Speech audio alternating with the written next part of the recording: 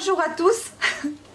Et ça, c'est ma pile à lire pour je ne sais pas combien de temps. Alors, c'est une vidéo défi que j'ai trouvée exprès pour moi, pour vous, pour pouvoir lire plus et plus vite peut-être.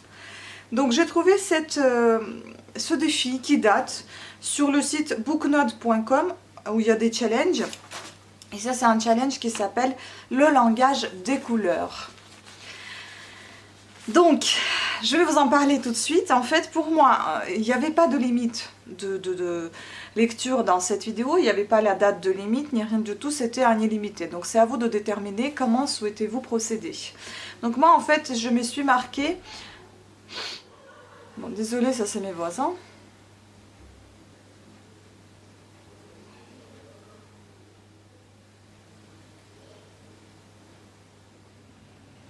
J'adore quand ils restent là en train de papoter dans l'immeuble. Donc, idéal, je me suis marqué, c'est 3 mois, donc 15 livres en 3 mois. C'est-à-dire 5 livres par mois, 1 livre et demi par semaine. Donc voilà, c'est plutôt comme ça. Et j'ai mis aussi le rythme tranquille, donc 12 mois, 15 livres. Donc c'est 1 livre et demi par mois. À voir comment ça va avancer. Je n'ai pas du tout envie de me mettre la pression, mais j'ai envie de me... comment dire, précipiter sur ma lecture et de lire en fait, tout simplement parce que j'ai perdu cette habitude de lire alors que j'adore faire ça, j'adore les livres et j'ai envie de vider un peu ma bibliothèque et de la renouveler, on va dire ça comme ça, de trier un peu ce que j'aime, ce que j'aime pas, les vendre, les donner et ce que j'aime, de les garder, les relire éventuellement si j'en ai envie, de faire ma nouvelle wishlist et continuer ma petite lecture, d'enrichir mon vocabulaire, de mieux parler, etc. Voilà, donc pourquoi je fais ce challenge et j'ai trouvé le langage des couleurs quelque chose de passionnant, intéressant, surtout que moi je suis assez créative, donc ça me parle. Voilà, donc c'est quelqu'un qui avait écrit ce blog où il nous donne en quelque sorte, les ordres non, mais plutôt des consignes comment se tenir à ce défi. Donc je vais regarder ma petite feuille, donc ne m'en voulez pas, mais parce que je n'ai pas retenu tout comme ça. Donc les couleurs sont associées à de multiples symboles ou significations. Ce challenge est donc très loin de l'exhaustivité. Donc avant de commencer, quelques consignes. Ce challenge est rétroactif, est illimité dans le temps. BD et manga sont acceptés. Un livre valide, une consigne uniquement. Voilà, et donc les objectifs, vous avez 15, c'est pas 15 couleurs, mais vous avez 15 livres, dont des fois vous avez 2 fois la même couleur, 3 fois je crois. Donc voilà, après vous pouvez vous choisir quand vous le sentez, hein. Moi j'ai choisi celui-ci, après je pense que vous pouvez créer votre propre challenge par rapport à la bibliothèque que vous avez pour ne pas acheter des livres en plus. Moi j'ai vraiment choisi les couleurs par rapport à ce que j'avais chez moi parce que je n'ai absolument pas envie d'acheter en plus tant que j'ai déjà des livres chez moi. Il faut déjà que je lise ce que j'ai et puis ensuite je vais voir si j'ai envie d'acheter autre chose. Donc voilà, dans les objectifs, il y a le bleu. Donc le bleu peut être associé à la paix, lisez une utopie. Si vous ne savez pas ce que ça veut dire une utopie, c'est un idéal vu politique ou social qui ne tient pas compte de la réalité. C'est la conception au projet qui paraît irréalisable et donc les synonymes de utopie ce sont chimère, illusion, mirage et rêve. Donc l'utopie est une représentation d'une société idéale sans défaut contrairement à la réalité. Je ne sais pas si j'ai vraiment bien sélectionné le livre mais bon, encore une fois je vous ai dit j'avais essayé de trouver quelque chose dans ma bibliothèque et non pas ailleurs. Donc moi j'avais choisi dans ce cas le livre qui s'appelle Hexagone. Je vais essayer de vous montrer tous les livres que j'ai parce que ça va pas être évident. La vidéo peut être un petit peu longue. Donc Hexagone sur les routes de l'histoire de France de Laurent Deutsch. J'ai ce livre depuis des années. Il faut que je commence enfin à le lire. Et donc ici ce qui est marqué, donc après l'immense succès de Métronome consacré à Paris, Laurent Deutsch nous propose une nouvelle promenade historique. Hexagone, un voyage de 2600 ans.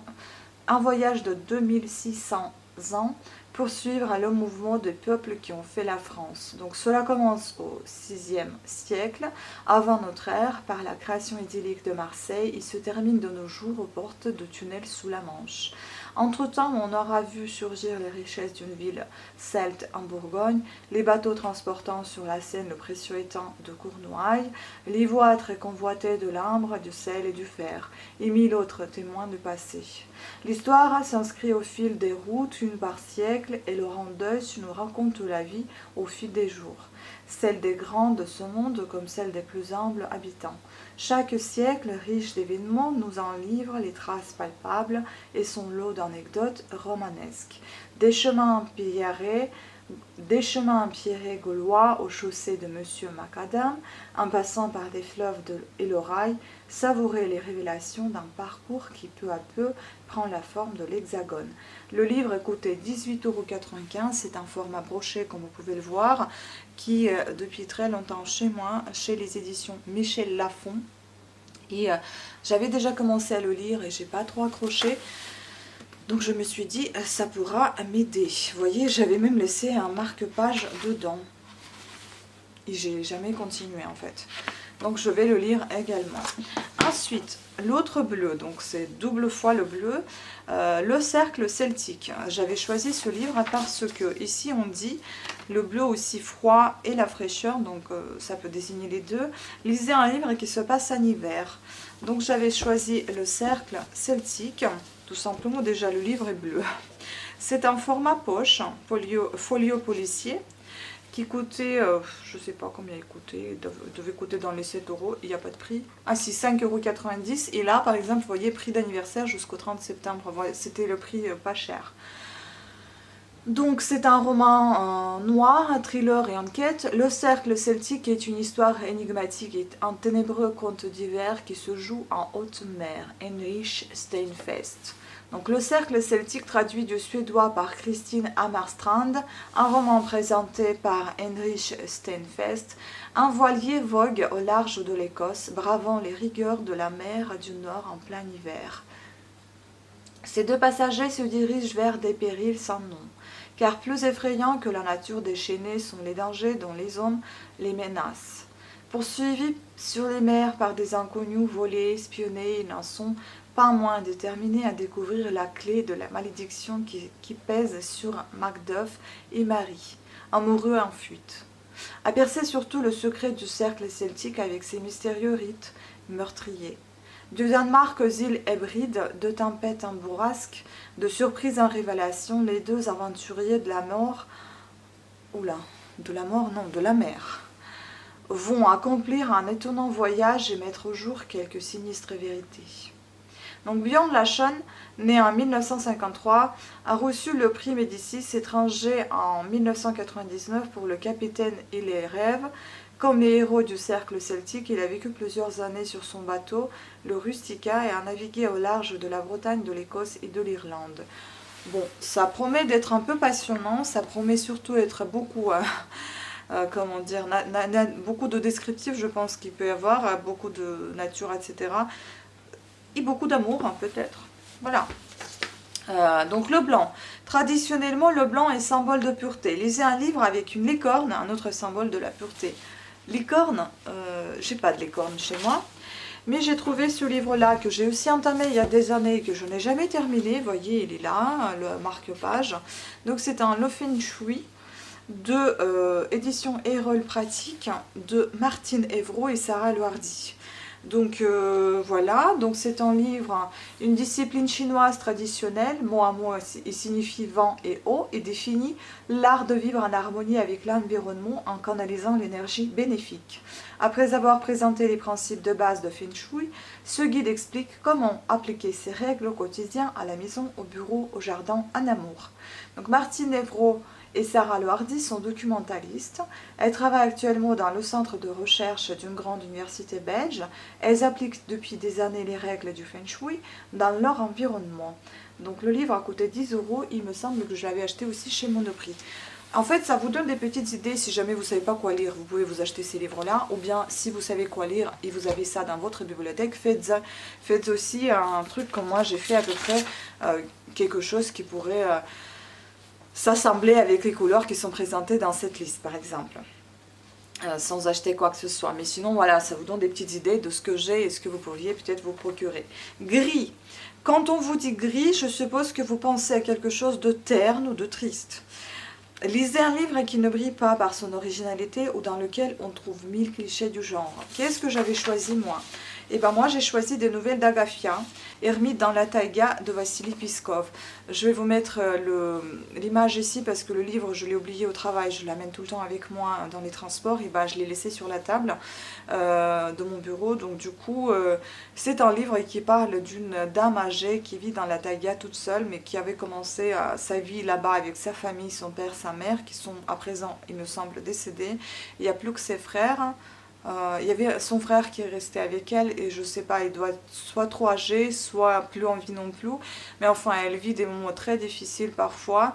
Elle sait pas lire, j'ai l'impression. Ou alors, je sais plus, enfin, elle est un petit peu à l'autarcie.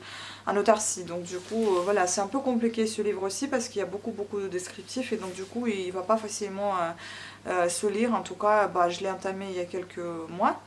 Et bah il est toujours, non pas peut-être il y a un mois, peut-être pas quelques mois, mais bon il est toujours là, mais il faut que je le termine quand même. Voilà. Ensuite, Rouge, il était une lettre de Catherine Hughes. J'avais choisi ce livre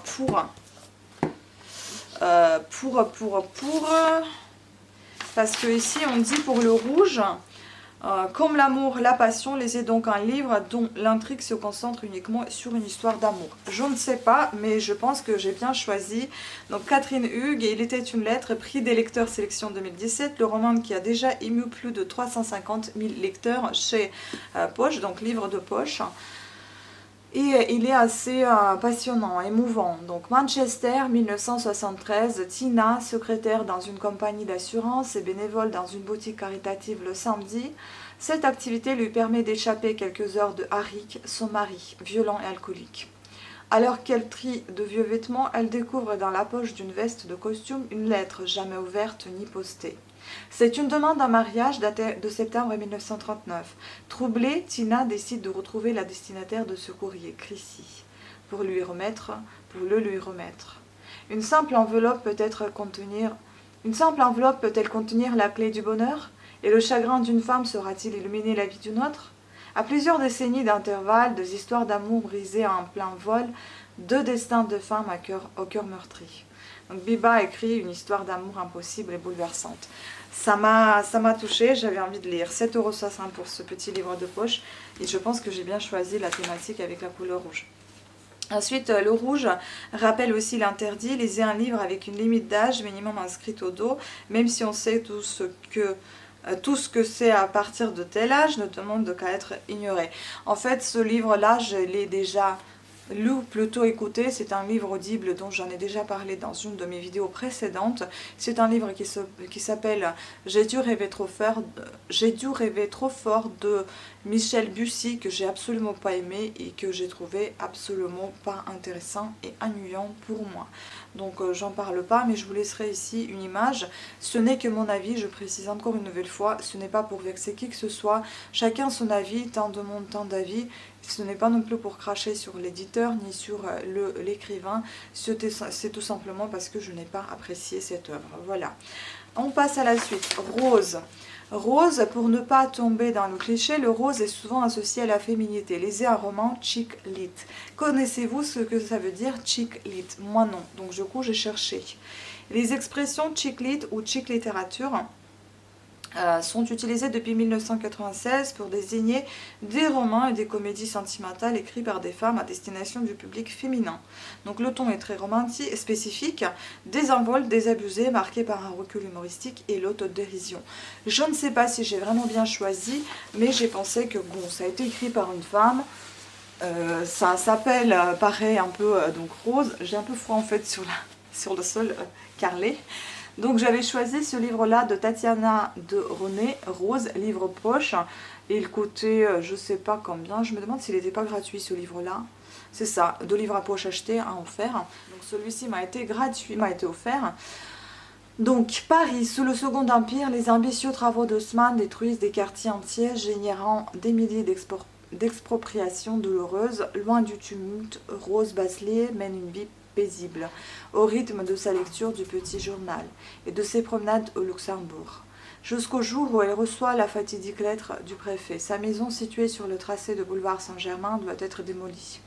Liée par une promesse faite à son mari, elle ne peut se résoudre à partir. Contre le baron, contre l'empereur, Rose va se battre pour sauver la demeure familiale qui renferme un secret jalousement gardé. Hein, ça a l'air pas mal. Donc j'ai vraiment envie de le lire aussi. Puis il n'est pas très long, il est petit, il fait même pas 300 pages, donc ça va se lire vite. Ensuite, le noir. Les réponses d'Elizabeth Little. J'avais choisi donc le noir, symbole de deuil, de mort, etc. Lisez un livre avec des fantômes ou des morts vivants. J'en ai pas des morts vivants, mais j'ai un livre assez dépressif, je pense, qui peut bien aller. Et en plus, il est tout noir. Donc c'est Elizabeth Little, Les réponses, édition 10-18. Traduit de l'anglais États-Unis par Julie Siboni. Donc après un procès qui a passionné l'Amérique, la jeune Jannie Jenkins est reconnue coupable de l'assassinat de sa mère, la très fortunée Marion Elsinger. 10 ans plus tard, à la suite d'une enquête sur la manipulation de preuves, Jenkins sort de prison. Sa libération scandalise le pays, convaincu de la culpabilité de la riche héritière. Jenny est-elle coupable ou innocente? Elle-même n'en a pas la moindre idée. Trop ivre à la nuit de meurtre, elle n'a plus aucun souvenir de ses faits et gestes. Il ne lui reste en mémoire que les 2 derniers mots prononcés par sa mère, 2 mots mystérieux qui la conduiront à trouver ses réponses dans une petite ville de Middle West. Pas mal aussi, hein. Franchement, non mais j'ai pris vraiment le choix, j'ai choisi avec le soin mes bouquins à lire. Et même avant, quand j'achetais, je choisis toujours bien mes livres. Bon, après, je peux me tromper également quand je les lirai. Ensuite, le vert. Comme l'espoir, lisez un livre sur le thème d'une révolte avec l'espoir de gagner, donc. Et donc, j'avais choisi Le secret de la manufacture de chaussettes inusables d'Annie Barrows. Et donc, c'est ce livre-là, Cercle littéraire des amateurs d'éplucheurs de patates, par l'auteur de voilà, ce livre-là. Il faudra peut-être que je le lise aussi. C'est aussi les éditions 10-18. Et il a coûté 9,10 €, je l'ai acheté il y a très longtemps, donc été 1938, Laila Beck, jeune citadine fortunée, refuse le riche parti que son père lui a choisi et se voit contrainte pour la première fois de sa vie de travailler. Recrutée au sein d'une agence gouvernementale, elle se rend en Macédonia pour y écrire un livre de commande sur cette petite ville. L'été s'annonce mortellement ennuyeux. Mais elle tombe vite sous le charme des excentriques désargentés chez lesquels elle réside, les Romaines. Autrefois propriétaire de la manufacture, cette famille a une histoire intimement liée à celle de la ville. De soupçons à révélation, Laila va changer à jamais l'existence des membres de cette communauté et mettre au jour vérité enfouie et blessures mal cicatrisées.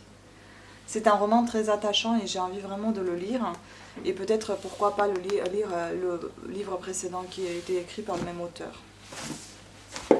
Ensuite, encore le vert. Comme la nature, lisez un livre dont le titre contient un nom de plante, d'arbre, de fleurs. Donc j'avais choisi le livre qui m'a été offert, donc la mémoire des forêts, à la découverte des traces de l'activité humaine en forêt à travers les siècles, par Jean-Michel Derrex. Je n'ai pas choisi ce livre de moi-même, donc je ne le connais pas du tout, mais j'ai envie de le lire. C'est ce livre-là, à 22 €, les éditions Humer. Donc nous sommes tous portés à croire que les paysages découverts dans notre enfance, les forêts en particulier, ne bougent pas. Et nous sommes persuadés que ce que nous admirons a été donné une fois pour toutes par la nature. Rien n'est plus inexact. Jean-Michel Derrex. Depuis des siècles, hommes et forêts sont liés. On l'a utilisé pour se chauffer et y chasser, s'y réfugier. Ce livre retrace cette histoire et part à la découverte des traces parfois effacées des activités humaines dans la forêt. Ici, un ermitage, ailleurs, un chêne cornier, une borne royale, un carrefour de chasse, une tranchée, ou encore la présence d'une simple plante révélant une occupation gallo-romaine de 1000 ans plus tôt. Se promener dans les bois et relier le passé et le présent de la forêt. Voilà ce que propose Jean-Michel Derrex, avec des dizaines d'histoires, d'anecdotes, de légendes et une iconographie d'hier et d'aujourd'hui. Docteur en histoire, diplômé de l'Institut d'études politiques de Paris, Jean-Michel Derrex est spécialiste de l'histoire de l'environnement, des paysages et des questions d'eau. Il a à son actif plusieurs ouvrages sur l'histoire des forêts, dont celle du bois de Vincennes et du bois de Boulogne, mais également sur l'histoire des eaux de Paris. Ça promet d'être intéressant, j'ai envie de le lire. Et puis je ne pense pas qu'il soit trop long.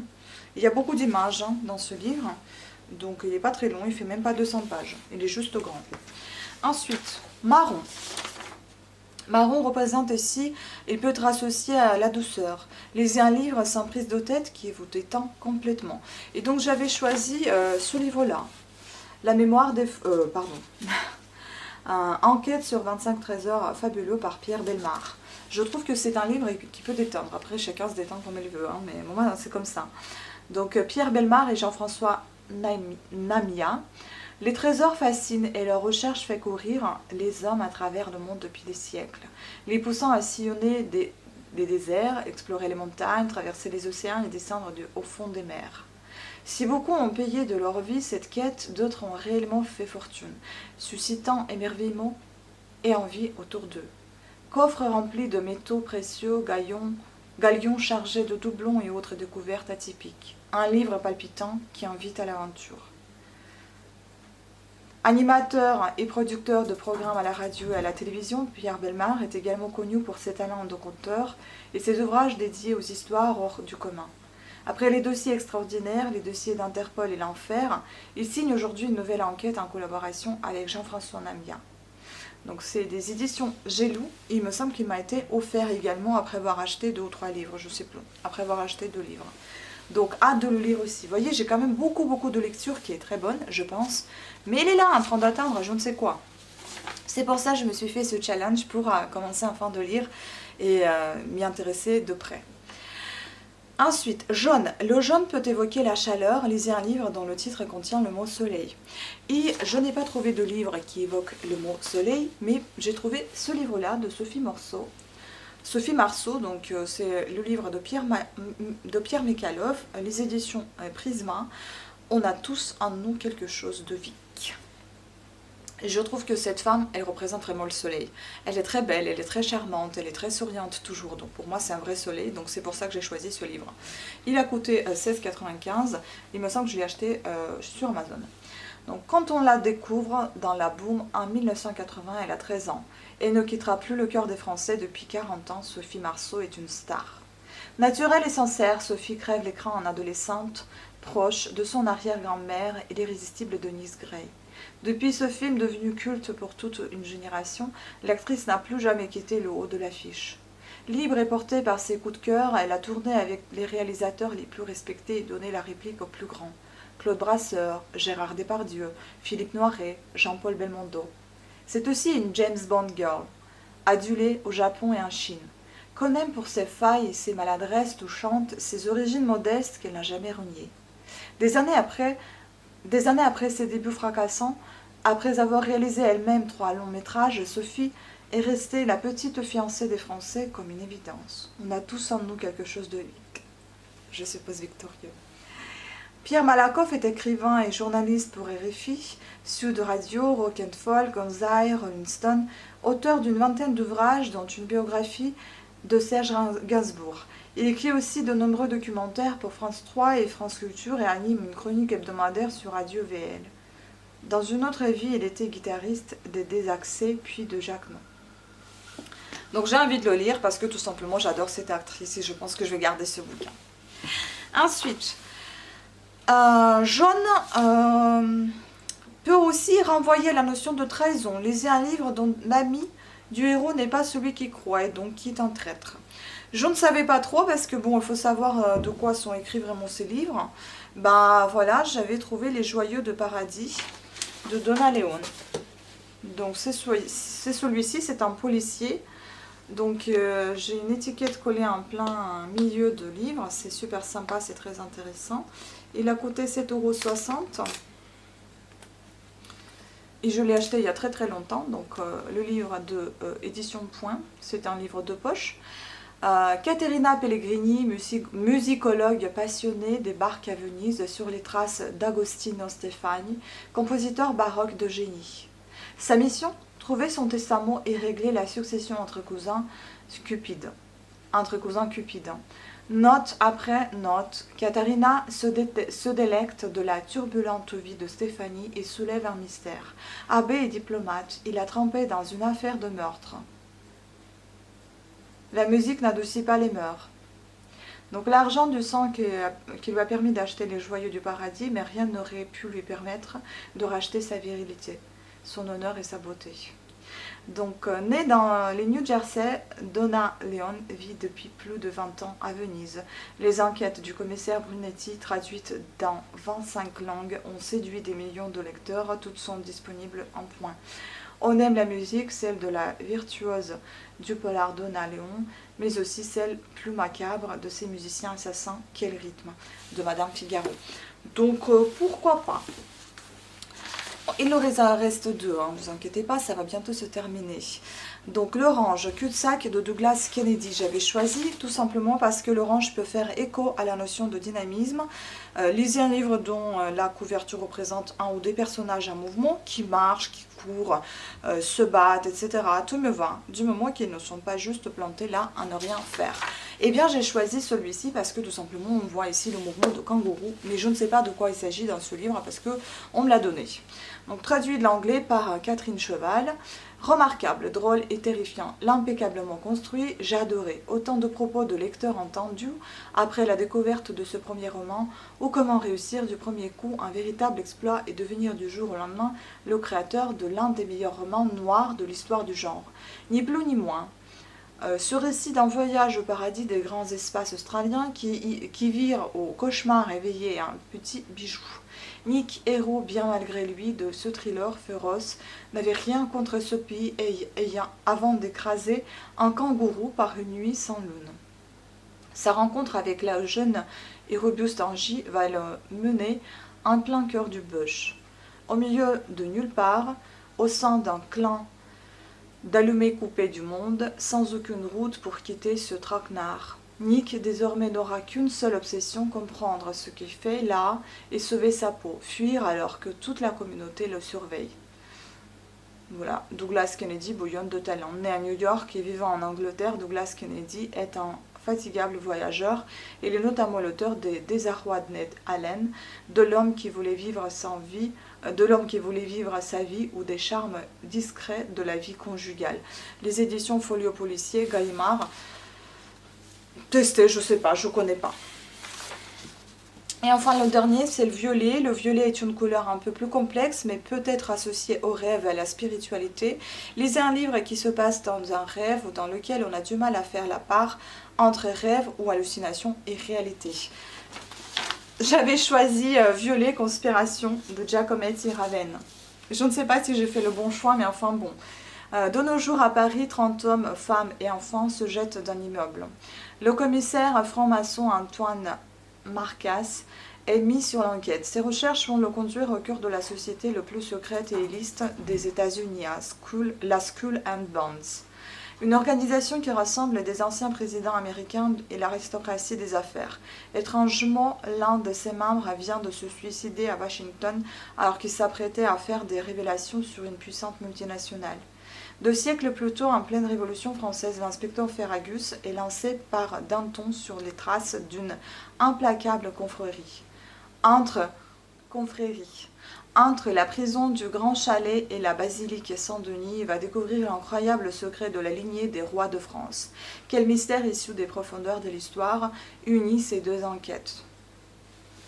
8,60 chez Fnac, il me semble, et c'est Pocket, donc c'est un thriller. J'avais déjà dit que je vais arrêter d'acheter des thrillers, mais enfin bon, ça c'est tout ce qui me reste. Donc je vais lire tout ce qu'il y a et puis je vais voir après par la suite quel défi je vais pouvoir faire avec les livres qui me restent dans ma bibliothèque. Je vais peut-être tout assembler et puis me faire mon propre défi ou bien trouver un autre